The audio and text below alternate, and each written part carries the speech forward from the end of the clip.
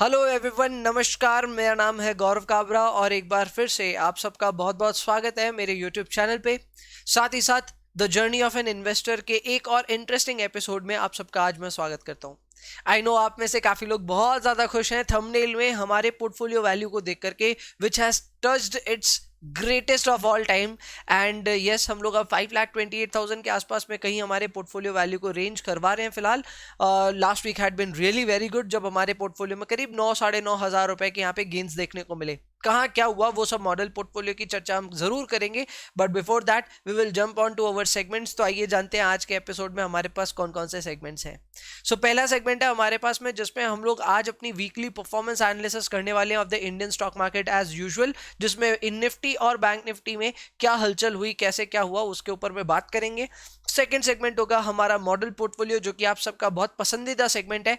इस सेगमेंट में मैं आपको बताऊंगा कि जो हम मॉडल पोर्टफोलियो बना रहे हैं उसका वर्तमान कैसा है और उसका भविष्य कैसा होने वाला है। दोनों चीजें बड़ी एक्साइटिंग लगेगी। एंड इस सेगमेंट के लिए कम से कम आप एक लाइक जरूर कीजिएगा जब आपको ऐसा लगे कि यस, ये पोर्टफोलियो सही डायरेक्शंस में जा रहा है, हमने जो भी इन्वेस्टमेंट्स यहाँ की है वो आज नहीं तो कल फ्रूटफुल जरूर होंगी। अगर आपको ऐसा कभी भी लगे जरूर से लाइक कीजिएगा।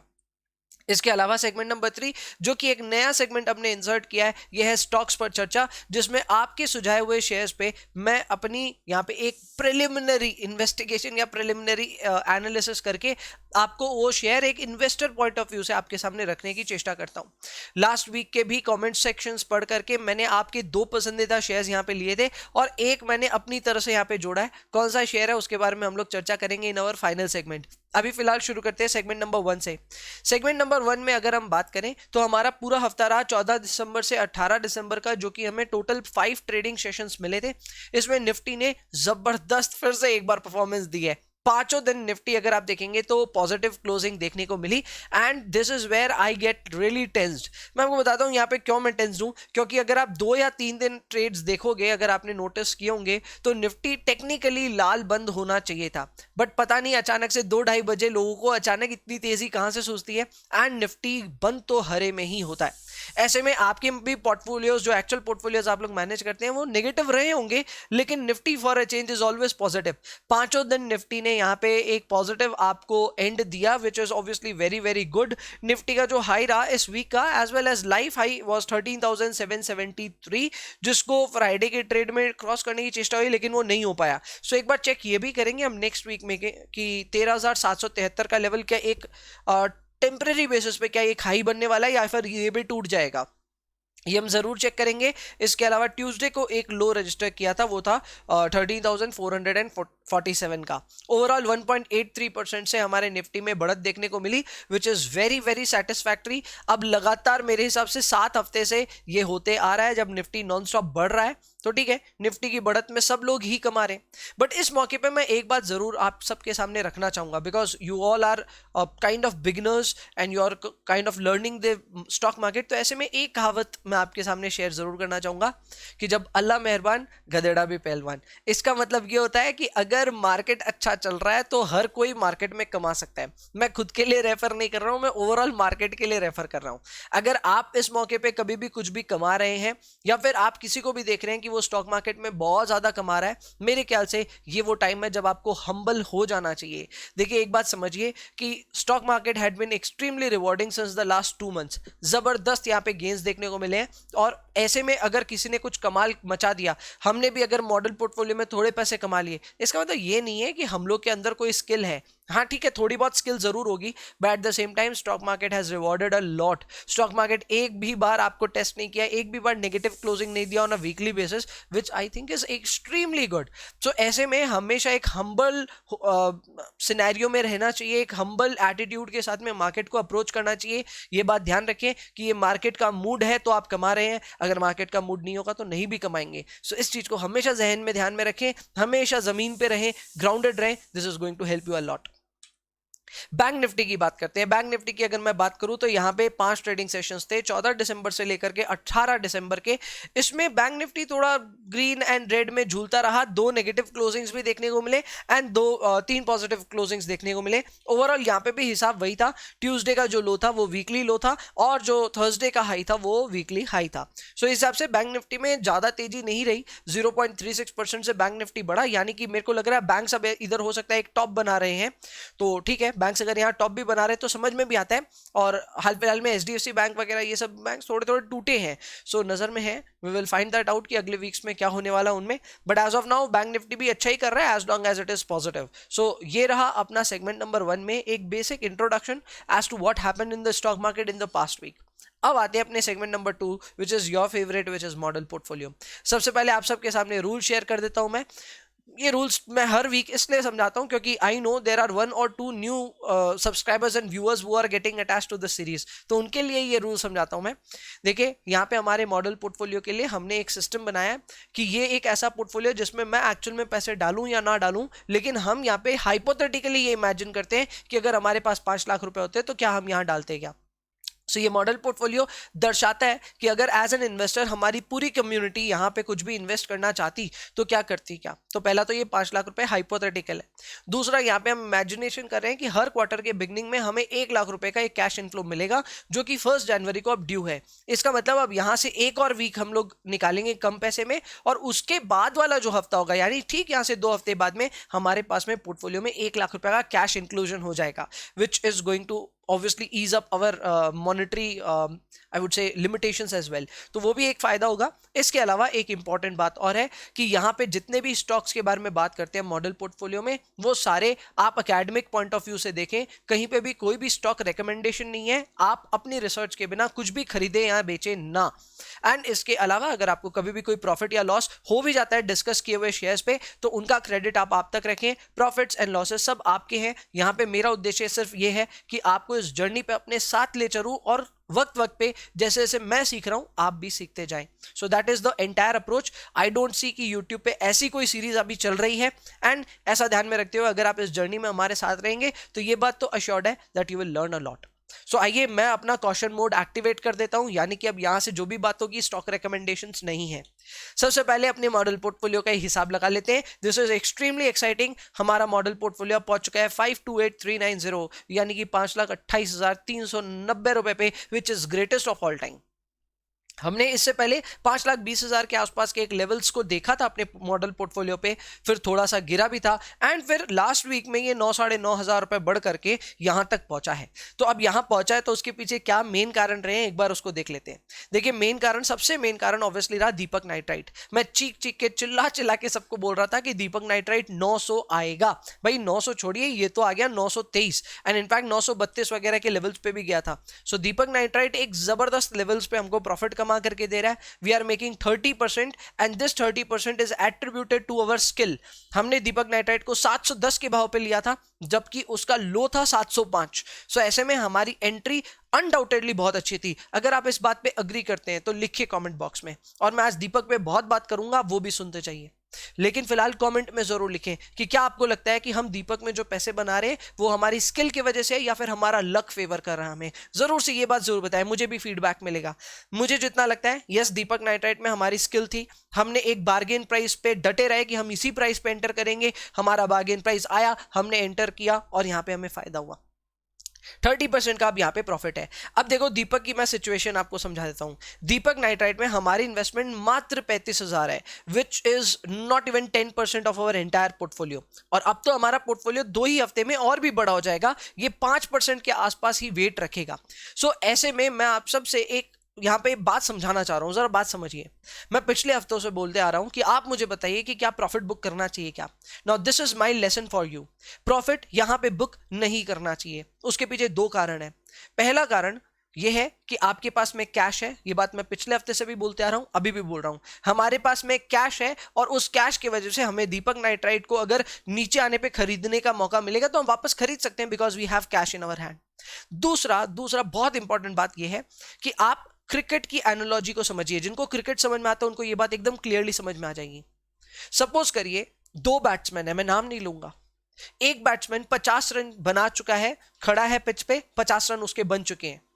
दूसरा बैट्समैन है जो अभी अभी जस्ट क्रीज पे आया है और उसके 0 रन हैं अभी स्कोरबोर्ड पे, अभी डक पे वो है। आपको यहां से अगर एक बेट खेलना हो कि इधर से नेक्स्ट 50 रन कौन जल्दी बनाएगा, तो आप किस पे बेट करोगे, जरा सोच समझ के बताना। अगर आप ज्यादा आत्मचिंतन ना करो, अपने गट फीलिंग के साथ जाओ, तो आप जरूर उस प्लेयर के साथ जाना चाहोगे जो ऑलरेडी क्रीज पे 50 रन बना चुका है, क्योंकि उसको बॉल समझ में आ गई है, देखने को मिल रहा है, पिच समझ में आ गई है, उसको अंदाजा हो गया है गेम का, और वो यहां से नेक्स्ट 50 जल्दी बना सकता है। वहीं पे जो नया बैट्समैन आया उसको हो सकता है थोड़ा बहुत स्ट्रगल हो। इस बात को मैं आज एक स्टॉक के साथ भी रिलेट करके आपको बताऊंगा कि जो अभी तक चला नहीं है उसके ऊपर बेट करने से बहुत बेटर है जो चल चुका है उसके ऊपर बेट करें। उसको मैं थोड़ी देर में आपको एक फीलर भी दूंगा, बट ये क्रिकेट एनालॉजी को जरूर समझिए, और ये मेरी एनालॉजी नहीं है, मैं भी पढ़ रहा हूं कहीं से, और जहां से मैं पढ़ रहा हूं वो आपके साथ शेयर कर रहा हूं। This was a wonderful example, और मेरे हिसाब से दीपक नाइट्रेट हमारा वो शेयर है जिसने ऑलरेडी 50 बना दी है, मैं इसके 100 का वेट कर रहा हूं। हो सकता है इस बीच में इसकी स्ट्राइक रेट कम हो जाए, हो सकता है कि यहां पे थोड़ी सी इसमें रुकावट आ जाए या फिर गिर भी जाए, लेकिन डर नहीं है भैया, हमारे पास और पैसे हैं इन्वेस्ट करने को। हम दीपक नाइट्रेट को यहां से देख रहे हैं और ऊंचे लेवल्स पे। दीपक नाइट्रेट की ग्रोथ स्टोरी खत्म तो हुई नहीं है, ये एक ग्रोइंग कंपनी है और अभी इसमें सिर्फ करिश्मा शुरू हुआ है। सो आई थिंक यहां पे छोटे मोटे पीनट्स के लिए जाएंगे नहीं भैया, हमें चाहिए और महंगे गिफ्ट्स, और वो महंगे गिफ्ट्स के लिए दीपक नाइट्रेट को होल्ड करेंगे। दीपक नाइट्रेट क्या, मैं तो बोलता हूं जितने स्टॉक्स हमारे पास में, जब तक हम यहां पे बहुत बेशुमार पैसे नहीं बनाएंगे, हम जल्दी से कुछ भी बेचने वाले भी नहीं है। सो दीपक नाइट्रेट पे अपना यहां पे कॉल है टू स्टे। अगर आप मेरे से अग्री कर रहे हैं कि चलो भैया बनते हैं, देखा जाएगा आगे क्या होगा, just because we have a liberty, हमारे पास कैश बहुत है, देखते हैं ना आगे क्या दिन देखेंगे। दीपक नाइट्रेट पे अगर स्टे करने का मन है, आपको मेरी बात समझ में आई है तो कमेंट में जरूर लिखिएगा। नेक्स्ट आते हैं रिलायंस में। भाई रिलायंस में अभी भी मैं बहुत बुलिश हूं, रिलायंस नहीं चल रहा है 2000 के ऊपर, अभी भी नहीं जा रहा है। 1992 मेरे बर्थ ईयर के मार्क पे ये अटका हुआ है। लेकिन एक बात मैं आपको बता देता हूं, रिलायंस में अभी काफी नेगेटिविटी है, फार्मर प्रोटेस्ट वगैरह चल रहे हैं जिसमें रिलायंस का नाम जबरदस्ती घसीटा गया है। टैरिफ की जो बात आ रही है कि टैरिफ बढ़ेंगे बढ़ेंगे, वो अभी तक बढ़ने की बात बाहर आई नहीं है। जब भी ये बातें बाहर आएंगी रिलायंस को यहाँ पे बेशुमार फायदा होगा, मुझे पता है।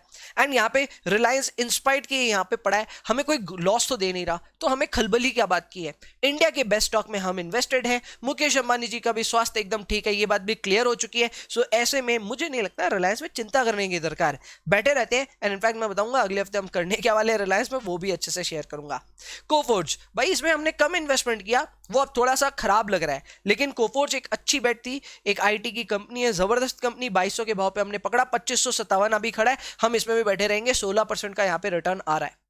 इसके अलावा विनती ऑर्गेनिक समहाउ ये पॉजिटिव हुआ, एक अच्छी कंपनी है, लेकिन कंपनी के हालात फिलहाल ठीक नहीं चल रहे क्योंकि स्टॉक मार्केट में ये एकदम अटक के रखा है। लेकिन ये अटकने वाले जो शेयर होते हैं ना, वही अचानक से जूम अप करते हैं। सो ऐसे में आई थिंक विनती यहां से और बढ़ सकता है। अभी हम लोग कॉस्ट टू कॉस्ट तो आ ही गए हैं, we will stay in this. Honeywell automation जबरदस्त बड़ा, 16% का प्रॉफिट है। अतुल ऊपर गया नीचे आया, अब वापस ऊपर जाने की तैयारी में, 6% प्रॉफिट में हम यहां बैठे हैं। ब्रिटानिया 9.5%, सुकून से बैठो, बिस्किट खाओ, आराम करो, कोई दिक्कत नहीं यहाँ पे। जेबी केमिकल 15%, एंड पीआई इंडस्ट्री हमने लास्ट हफ्ते लिया, 1% प्रॉफिट पे ऑलरेडी हम बैठे हैं। पीआई पे जो मैंने टारगेट प्राइस दिया था वो टारगेट प्राइस आया था for just a little bit of time, लेकिन आ गया था वो प्राइस। सो उस प्राइस पे हमने यहाँ पे एंटर किया है, 5 शेयर मात्र हमने खरीदे हैं, और ओवरऑल हमारा पोर्टफोलियो इन सभी के बदौलत अभी पहुंच चुका है 5.68% के प्रॉफिट पे, विच इज गुड। लेकिन हम हम्बल रहेंगे, मार्केट बहुत ऊपर है, एकदम भी चौड़ में नहीं आने का, ठीक है। अब यहाँ पे कैश देखिए जरा, सिर्फ एक चीज देखिए, कैश भैया 2.25 लाख रुपए का आप करोगे क्या? और वो छोड़ो, 2 हफ्ते अगर हम ढंग से इस पैसे को अलोकेट नहीं कर पाए तो हमारे पास 2.25 लाख रुपए हो जाएंगे यहीं पे। हम करेंगे क्या इतने कैश का? सच बताऊं, मेरे खुद के पोर्टफोलियो में यही सिनेरियो हो गया है।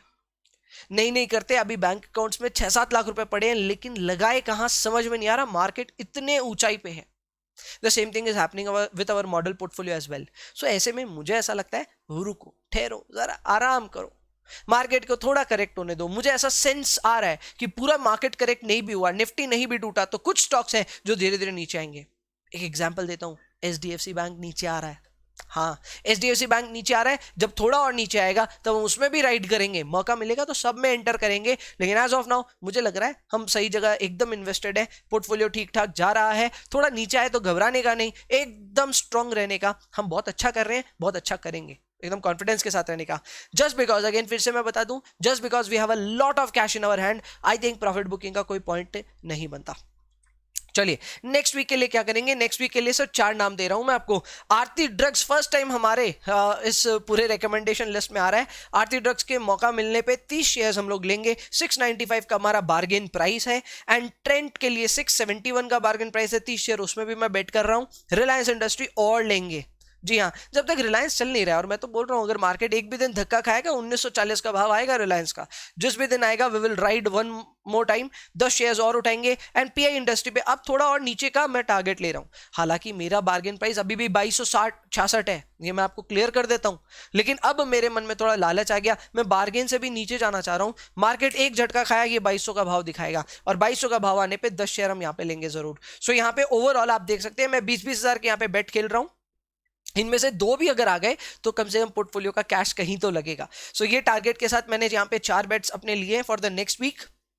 याद रखिएगा ये सब हमारे मॉडल पोर्टफोलियो के लिए, एक्चुअल पोर्टफोलियो के लिए हो या ना हो उसके डिस्क्लेमर आपको दे दिए जाएंगे। अब आते हैं अपने फाइनल सेगमेंट में, विच इज स्टॉक्स पर चर्चा। यहाँ पे 3 स्टॉक्स हम कवर करेंगे, इंटरग्लोब एविएशन यानी कि इंडिगो, दूसरा आईडीएफसी फर्स्ट बैंक, और फिर आएंगे एवेन्यू सुपरमार्ट में। मुझे पता है मैं थोड़ा समय आज ज्यादा ले रहा हूँ, इसलिए फटाफट इन पे जाऊंगा और मैं अपने से फटाफट बताऊंगा। इसमें मैं आपको बता देता हूँ, इंटरग्लोब एविएशन और आईडीएफसी फर्स्ट बैंक ये आपके रिकमेंडेशन थे, एवेन्यू सुपरमार्ट मैंने अपनी तरफ से डाला है, यानी कि डीमार्ट मैंने अपनी तरफ से डाला है। ये क्यों कारण है मैं आपको बता रहा हूं, क्योंकि अभी अब एज अ कम्युनिटी मैं भी चाहता हूं आप सब भी थोड़े स्मार्ट बनो, ठीक है। और वो स्मार्ट कैसे बनोगे, by the names you will take in the comment section. अब कमेंट्स में आपने बोला इंडिगो पे आप शेयर एनालिसिस कीजिए, भाई मैं तो करूंगा, आपके हुक्म है मैं करूंगा उस पे पालन। आपने कहा आईडीएफसी कीजिए, आपका हुक्म है मैं उस पे भी पालन करूंगा, लेकिन सच बता रहा हूं मैं, ये वो शेयर्स है ही नहीं जो एक इन्वेस्टर को देखने चाहिए। इन्वेस्टर को कैसे शेयर्स देखने चाहिए, एवेन्यू सुपरमार्ट जैसे, और कैसे कैसे देखने चाहिए उसके लिए भी आज लास्ट में एक मेरी अनाउंसमेंट है, वो जरूर सुनिएगा ताकि आप स्मार्टर भी बने टाइम टू टाइम, ठीक है। सो ऐसे में अभी के लिए आप ये समझो कि हाँ ये दोनों शेयर्स तो ऑब्वियसली मेरी तरफ से स्टे अवे वाली कैटेगरी में आने वाले, बट एवेन्यू सुपरमार्ट्स में ऐसा क्या खास है वो भी मैं आपको बताऊंगा। चलो शुरुआत करते हैं इंटरग्लोब एविएशन यानी कि इंडिगो से। सर यहाँ पे 63,000 के आसपास में इसका मार्केट कैप है, 1651 रुपए के आसपास में प्राइस है। एयर ट्रांसपोर्ट एयरलाइंस सबको पता है ये कंपनी है, एंड इंडिया में मेजॉरिटी मार्केट शेयर इनके पास ही है। 50% से ज्यादा जो पैसेंजर्स उड़ा रहे हैं वो ये लोग उड़ा रहे हैं आज के दिन। ऐसे में शेयर होल्डर्स के लिए रिवॉर्डिंग भी रहा है ये। पिछले 1-2-3 साल से अगर किसी ने इन्वेस्ट किया इंडिगो में उसने कमाए हैं पैसे, लेकिन मुझे यहाँ पे अच्छाई से बुराई ज्यादा दिख रही है। पहली बुराई इस कंपनी में यह है कि इसकी लेवरेज हद से ज्यादा है, एंड ये इतिहास गवाह है कि हर एयरलाइन कंपनी का जो दिवाला निकला है वो इसलिए निकला है क्योंकि उसकी फाइनेंशियल लेवरेज बहुत ज्यादा हाई है। इस कंपनी की फाइनेंशियल ऑपरेटिंग लेवरेज सब लहजे से ये बहुत ज्यादा रिस्की है। जब तक ये लोग अपने डेट रीपे नहीं कर देते इस कंपनी के ऊपर में खतरे के बादल मंडराते रहेंगे। ऐसी कंपनी में मेरा तो नो ही रहता है। दूसरा, इनका ऑपरेटिंग मार्जिन बहुत कम है क्योंकि ये लोग थोड़े से कॉम्पिटिटिव स्पेस में ज्यादा प्राइस चार्ज नहीं कर सकते। ऑपरेटिंग मार्जिन इनके काफी कम है, आरओसी आरओई फ्रंट पे भी बहुत खराब है, एंड ओवरऑल अगर मैं स्टॉक के प्राइस मूवमेंट्स वगैरह का कैप्चर करना चाहूं तो इसका रिस्क रिवॉर्ड रेशियो बहुत ही गंदा है। ऐसे में आई थिंक इस कंपनी से दूर रहना चाहिए किसी भी एक वाइज इन्वेस्टर को। आई नो यहाँ पे अगर आप थोड़ा बहुत भी ट्रेडिंग मेंटेलिटी में जाओगे तो आपको इंडिगो एक्साइटिंग लगेगा क्योंकि पिछले 6 महीने से बहुत तेजी में है, लेकिन फिर भी एक इन्वेस्टर के तौर पे इससे दूर रहिए। एंड साथ ही साथ एक और ट्रिवियल फैक्ट भी आपको बता देता हूं, रिसेंट में 2020 में ही मई के महीने में वॉरेन बफेट साहब ने भी एक एयरलाइन बेच डाली, लॉस में बेच डाली। क्यों बेची? उनको अचानक से ऐसा लगा था, पहले तो वो दूर ही रहते थे एयरलाइन से, फिर उनको बीच में ऐसा लगा कि नहीं एयरलाइन में जाना चाहिए, घुसे, लॉस खाए, फिर निकल गए। So I think it makes no sense. ये सब काम हमें भी नहीं करना भैया, हमें इतना एडवेंचरस नहीं होना। इस कंपनी को ठीक हो जाने दो। मेरे हिसाब से ये कंपनी अभी बहुत बुरे हालातों में है। ये ऋषभ पंत है और मैं ऋषभ पंत पे 100 सेंचुरी की बैटिंग नहीं करना चाहता, सो इससे दूर रहते हैं, ठीक है। सो ये हो गया InterGlobe aviation. Next up is IDFC first bank, and I don't really know why the entire stock market is so excited about this company. Well frankly मेरा आईडीएफसी फर्स्ट बैंक में अकाउंट है, मैं इनकी बैंकिंग सर्विसेज से खुश हूं। मेरे को जो इन्होंने मोबाइल ऐप दे रखा है मेरे को बस उसी से काम है, एंड मेरा काम तो हो रहा है, मेरे को कोई प्रॉब्लम नहीं है। बट अगर मैं स्टॉक मार्केट में आकर के देखता हूं तो इस स्टॉक में अगर आपने 1 साल पहले इन्वेस्ट किया होगा तो शायद थोड़े बहुत कमा रहे होंगे, 3 साल पहले किया होगा तो नुकसान में है, 5 साल पहले किया होगा तो भी नुकसान में है। ये बेसिकली एक ऐसा शेयर है जिसने पिछले कई सालों से स्टॉक होल्डर्स को कोई खास रिवॉर्ड नहीं दिया है, फिर भी everybody is extremely bullish about this company. सब बोल रहे हैं नहीं ये कंपनी बहुत अच्छा करेगी, मैं भी मानता हूं ये कंपनी अच्छा करेगी, लेकिन थोड़ा मौका दो इसको। ये तो ऐसी बात हो गई कि हार्दिक पांड्या एक सीरीज में हर मैच पे 0 मार रहा है, हर मैच में आ रहा है, उठा रहा है, आउट हो रहा है, और उसके बाद आप फाइनल जो मैच है उसमें बोल रहे हो नहीं आज तो हार्दिक ही चलेगा। भाई ये क्या गैम्बल खेल रहे हैं हम, इसको पहले चलने तो दो। मैं तो ये कहता हूं कि ठीक है हार्दिक 0-0-0-0 मार रहा है, एक मैच में 50 तो मारने दो, अगले मैच में शायद हम 100 की बैटिंग कर लेंगे, अभी 50 तो मारने दो इसको। तो मेरे हिसाब से आईडीएफसी फर्स्ट बैंक पे जो लोग भी बहुत एक्साइटेड हो रहे हैं, आई थिंक वो बहुत अर्ली घुसने का सोच रहे हैं, बहुत अर्ली घुसने का सोच रहे हैं। But apart from that IDFC से काफी बेटर ऑप्शंस है प्राइवेट स्पेस में। I would have gone for HDFC bank and Kotak Mahindra bank, no matter लोग क्या बोले कि भाई ये शेयर बहुत महंगे हैं वगैरह वगैरह, आई डोंट रियली केयर। मेरे हिसाब से आईडीएफसी से बेटर चॉइस वो है for a wise investor, for somebody who don't want to get into any adventure. मेरे हिसाब से यहां से बच के रहिए। यहाँ पे फायदे और नुकसान मैं आपको बता देता हूँ। वैसे फायदे यहाँ पे ये हैं कि इन्होंने ग्रॉस और एनपीए, नेट एनपीए जो है बहुत ही जबरदस्त संभाल रखे हैं। मैंने इनकी तुलना एचडीएफसी बैंक और कोटक महिंद्रा बैंक से भी की, ये सच में काफी अच्छा कर रहे हैं। बाकी प्राइवेट बैंक्स में भी इनका जो ओवरऑल एनपीए पे कंट्रोल है वो काफी अच्छा है, विच आई वुड डेफिनेटली अप्रिशिएट। शायद इसी वजह से लोग इस बैंक पे इतना भरोसा दिखा रहे हैं। दूसरा, एज अ कस्टमर मुझे बहुत अच्छी वैल्यू मिल रही है इस बैंक में, मुझे बहुत मजा आ रहा है इस बैंक के साथ में काम करने में, सेविंग्स में ब्याज भी तो बढ़िया मिल रहा है ना, सो वो भी एक बहुत बड़ा कारण है। सो आई थिंक यस, उन सब कारणों की वजह से this is going good, this is doing good. लेकिन इसके नुकसान भी मैं आपको बताता हूँ। नुकसान नंबर 1, शेयर होल्डर्स के लिए कुछ खास फायदा नहीं है। नंबर 2, नेट प्रॉफिट मार्जिन काफी लो है, जस्ट बिकॉज ये लोग सेविंग्स रेट पे भी इतनी ज्यादा रेट दे रहे हैं। अभी चलो एफडी की रेट्स इनकी भी कम हो गई, लेकिन अदरवाइज एफडी सेविंग सब में ये इंडस्ट्री से ज्यादा रेट ऑफर कर रहे हैं, ज्यादा रिवॉर्डिंग है, इनके डेबिट कार्ड्स पे भी ऑफर तगड़े हैं। सो ऐसे में ऑब्वियसली ये वैल्यू बहुत दे रहे हैं कस्टमर्स को, बट उनका खर्चा तो लगता ही है ना। सो इन खर्चों की वजह से इनकी नेट प्रॉफिट मार्जिन थोड़े कम है।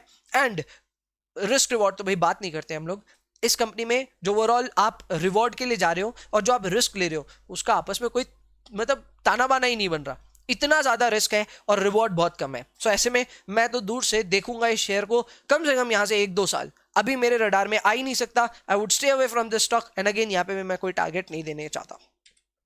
फाइनल आते हैं एवेन्यू सुपरमार्ट्स, डी मार्ट गजब की कंपनी है। एंड इस कंपनी को सच में किसी को विटनेस करना है कि ये कंपनी क्या है, एक बार मुंबई होके आओ। अब तो ये लोग खैर इधर उधर शिफ्ट भी हो रहे हैं। आई थिंक मैं लास्ट फरवरी में, अभी मतलब 2020 फरवरी में आई वॉज इन चंडीगढ़, वहां पे मैंने शायद नोटिस किया था, वहां पे भी डी मार्ट खुल रहा है या खुल चुका है। So I think they are obviously expanding, लेकिन इनके प्राइमरीली जो स्टोर्स हैं 220 के आसपास स्टोर्स हैं ऑल ओवर इंडिया, जिसमें इनका मेन जो चंक है वो है मुंबई एंड आसपास में। आपको एक बार इस कंपनी की फील करनी है कि इस कंपनी की ताकत क्या है, एक बार एक डीमार्ट स्टोर में होकर के आओ। ये लोग कुछ भी चीज कुछ भी दाम पे बेचते हैं। जी हाँ, I am saying this statement, ये कुछ भी चीज कुछ भी दाम पे बेचते हैं। यू कैन नॉट इमेजिन कि इतना सस्ता कैसे बेच सकते हैं। भाई हम लोग कोलकाता में रहते हैं, मैं कोलकाता में रहता हूँ, कोलकाता भी इतना चीप नहीं है, जिसमें कोलकाता में there are various wholesales I would say shops और होलसेल मार्केट्स हैं जहां पे सच में चीजें बहुत सस्ती मिलती है, बट डीमार्ट उनसे भी सस्ता दे पा रहा है। अब इनके क्या इनकी प्लानिंग है या फिर इनके कैसे रिसोर्सेज फिट किए हुए हैं भगवान जाने, लेकिन ये सच में वैल्यू तो जबरदस्त दे रहे हैं कस्टमर्स को। इसलिए मेरे सबसे पहला मैंने लिखा है this is an amazing business, ये बिजनेस बहुत तगड़ा है। दूसरा, प्रमोटर होल्डिंग 75% है, which is very good. FII DII के लिए भी ये इंटरेस्टिंग कंपनी है, अच्छा लगता है ये देख करके। आरओसी आरओई सब बढ़िया है, लेवरेज ना के बराबर है, एंड रिस्क रिवॉर्ड तो इसका कहना नहीं है, जबरदस्त रिस्क रिवॉर्ड है इसका। सिर्फ एक कौन है इसका, सिर्फ एक कौन, अगर वो भी निकालना हो तो ये कंपनी डिविडेंड नहीं देती। तो भैया डिविडेंड देगी क्या बात की, ये कंपनी इतने दुनिया भर के इन्वेस्टमेंट्स कर रही है। ये जहां पे भी स्टोर खोलती है, इनकी खास बात ये होती है मैक्सिमम स्टोर्स ना जमीन खुद की लेकर के उस पर बिल्ड करवाते हैं।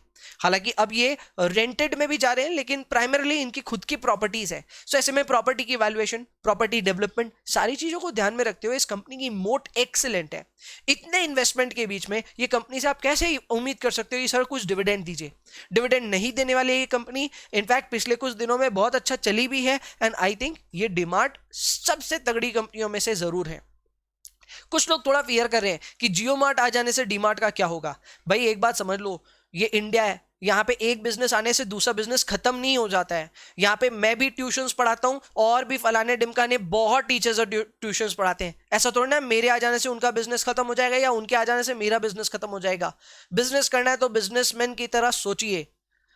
हर बिजनेस कोलैबोरेशन वे में ही चलता है, कोलैबोरेटेड वे में चलता है, सब लोग मिलजुल करके बिजनेस करते हैं। सो डीमार्ट के आ जाने से ऐसा नहीं है कि जियो मार्ट के आ जाने से डीमार्ट को खा जाएगा, ये बात समझिए। सो आपस में ये एक टेंशन हटा दीजिए कि डीमार्ट का कुछ बिगड़ जाएगा, मेरे ख्याल से ऐसा कुछ भी नहीं होने वाला है। डीमार्ट रहेगा, हमेशा के लिए रहेगा, and that is why I am extremely bullish on this stock. बस थोड़ा सा एक्सपेंसिव लगता है, यहां पे एक करेक्शन का वेट करेंगे। 2300 के भाव पे अगर ये आया तो इसको लेने का हिसाब बनता है।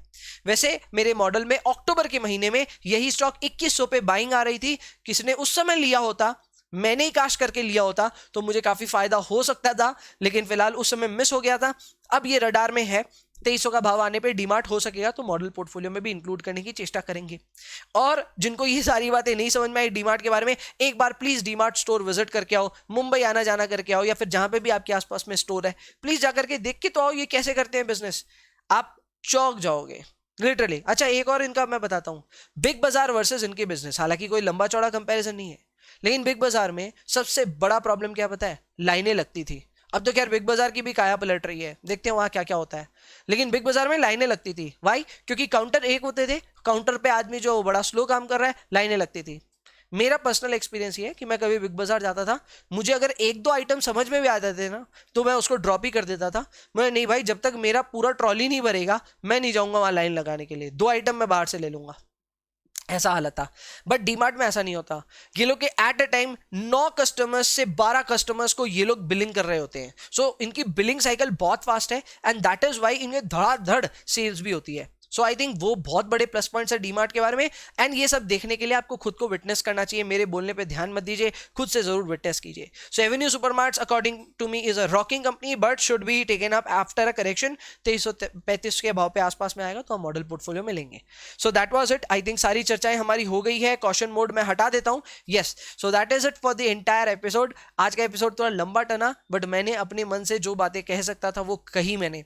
ये वीडियो अगर आपको अच्छा लगा होगा, ये एपिसोड अगर आपको अच्छा लगा होगा तो लाइक शेयर कमेंट जो भी करते हो यार प्लीज करो, चैनल को सब्सक्राइब करो अगर अभी तक नहीं किया हुआ है तो बेल आइकॉन प्रेस करो, सब काम करो। एंड कुछ गुड न्यूज है वो सुनते जाओ। गुड न्यूज नंबर ये है कि स्पेशल एपिसोड नंबर 2 अगले हफ्ते भी आ रहा है, यानी कि स्पेशल एपिसोड भी अपने तरफ से एक सीरीज शुरू होने वाली है।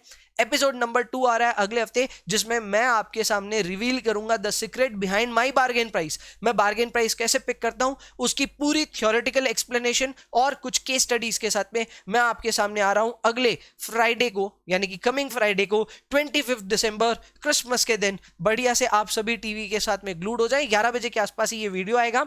And as usual episode number 9 आएगा 27 दिसंबर 2020 को, यानी कि एग्जैक्टली एक हफ्ते बाद संडे को 11 बजे। So that is our overall plan for the next week. I hope आपका वैल्यू एडिशन हो रहा है, आप स्टॉक मार्केट की इस जर्नी में कुछ ना कुछ सीख रहे हो। अगर सीख रहे हो तो कमेंट्स में लिखिए, आप शेयर करें अलग अलग जगह पे इस वीडियोस को, सो दैट ज्यादा से ज्यादा लोग हमारी कम्युनिटी के साथ जुड़ पाए। एंड एज यूजुअल जो आप मुझे जितनी भी हिदायत देते हैं, आप मुझे जितने भी सजेशंस देते हैं वो कमेंट बॉक्स में लिखते जाएं, सो दैट मुझे हर मौके पे थोड़ा और इंप्रूव करने का मौका मिले और पूरी कम्युनिटी को मैं यहाँ पे इंप्रूव करने के लिए कह सकूं। सो दैट इज इट, आज के लिए फिर इतना ही रखते हैं, मिलते हैं अगले हफ्ते। अगले हफ्ते 2 वीडियोस आएंगे, दोनों वीडियो जरूर से देखिएगा। तब तक के लिए bye bye, take care and तरक्की करते रहिए। जय हिंद।